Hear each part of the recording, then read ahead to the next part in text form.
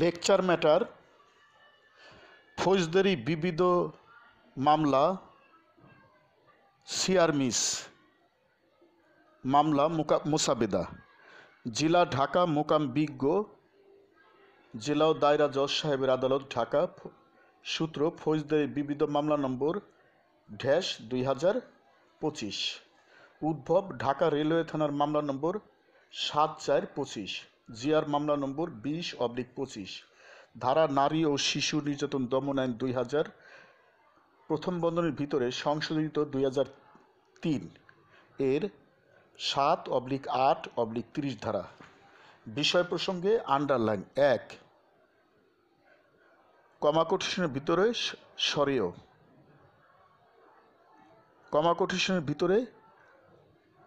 কমাকোটেশনের ভিতরে সরেয়া পিতা কমাকোটেশনের ভিতরে হ মাতা কমাকোটেশনের ভিতরে সরেয় শান ইউনিয়ন থানা জেলা নারায়ণগঞ্জ হাজতি আসামি দরখাস্তকারী আন্ডারলাইন বনাম রাষ্ট্রপক্ষে বিজ্ঞ পিপি জেলা দায়রা জজ আদালত ঢাকা প্রতিপক্ষ আন্ডারলাইন।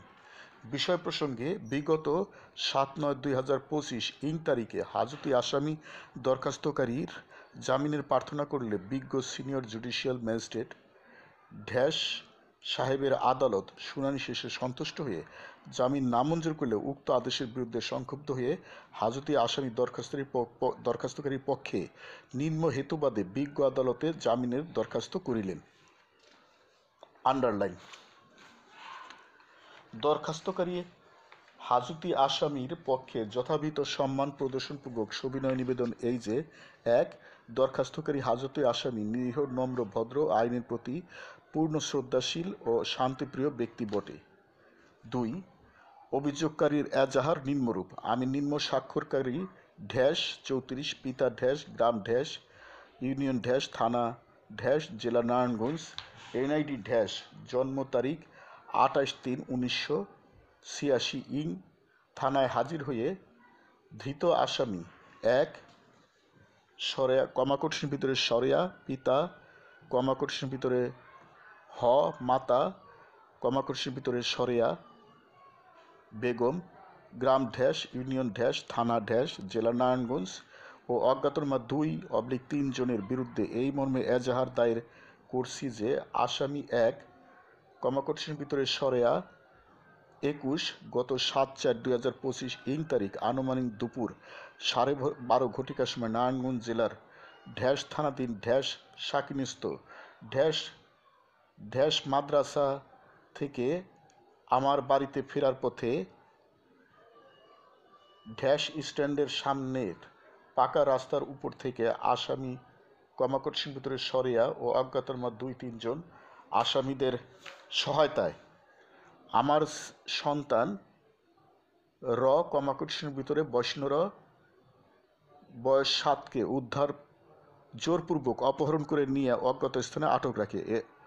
এরপর আমার মোবাইল অ্যাপসের মাধ্যমে আমার ছেলের আটক অবস্থায় ছবি পাঠিয়ে 5 লাখ টাকার মুক্তিপণ দাবি করলে দর কষাকষির এক পর্যায়ে বিকাশের মাধ্যমে পর্যায়ক্রমে 8/4/2025 তারিখ সকাল 9:38 ঘটিকা ও 9:39 ঘটিকায় বিকাশ নম্বর হতে বিকাশ নাম্বার 2 বারে 15,000 + 10,000 মোট 25,000 টাকা ও 9:44 ঘটিকায় বিকাশ নম্বর হতে বিকাশ নম্বরে 15,000 টাকা সর্বমোট 15,000 + 10,000 + 15,000 সর্বমোট 40,000 টাকা অপহরণকারীকে মুক্তিপণ বাবদ প্রদান করি। কিন্তু মুক্তিপণের টাকা পাওয়ার পরও আমার ছেলেকে আমার নিকট ফেরত না দিয়ে ট্রেনে করে টাঙ্গাইল রেলওয়ে স্টেশনে নিয়ে যায় এবং মেরে ফেলার হুমকি দিয়ে বিভিন্ন ট্রেনে ও স্টেশনে জোরপূর্বক ভিক্ষাবৃত্তিতে বাধ্য করার পরিকল্পনা করে অদ্য 10/4/2025 তারিখে দুপুর অনুমান 12:15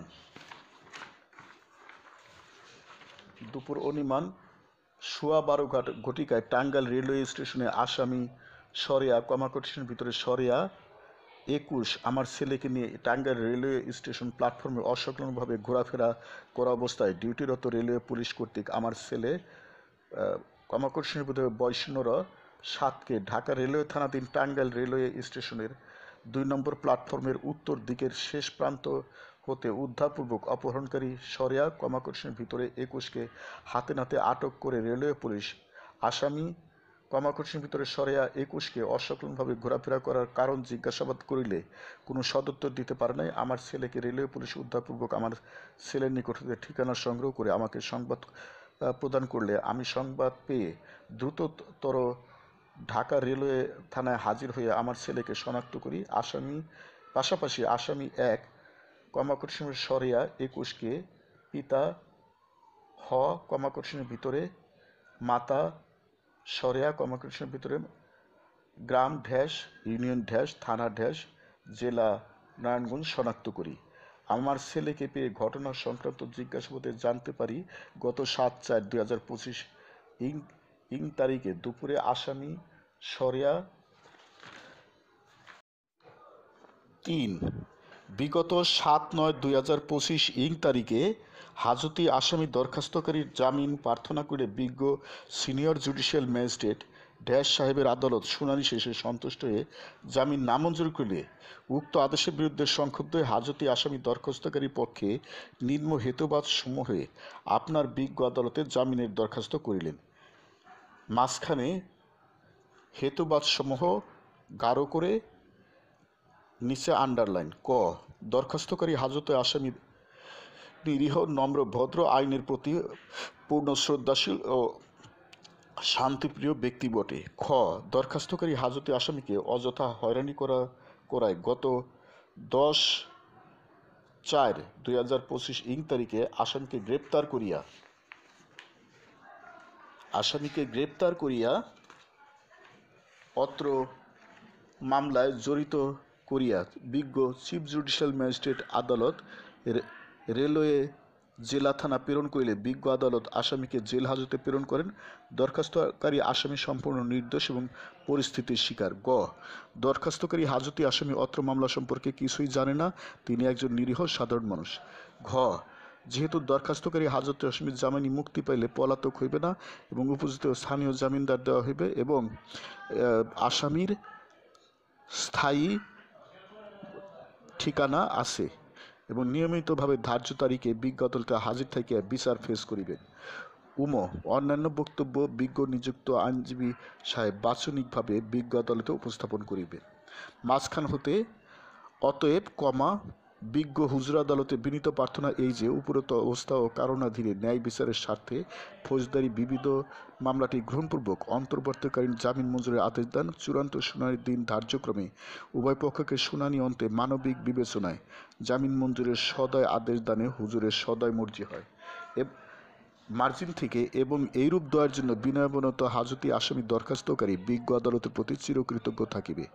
আরজ ইতি তারিখ ঢ্যাশ। লেকচার সমাপ্ত।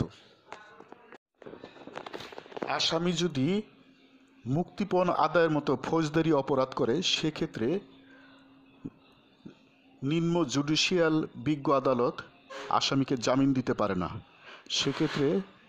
সেক্ষেত্রে যদি আসামির কাস্টডি বেশি হয় এই বিবেচনায় বিজ্ঞ জেলা জজ কোর্ট এই ক্ষেত্রে সিআর মিস মামলা করলে জামিন দিতে পারে।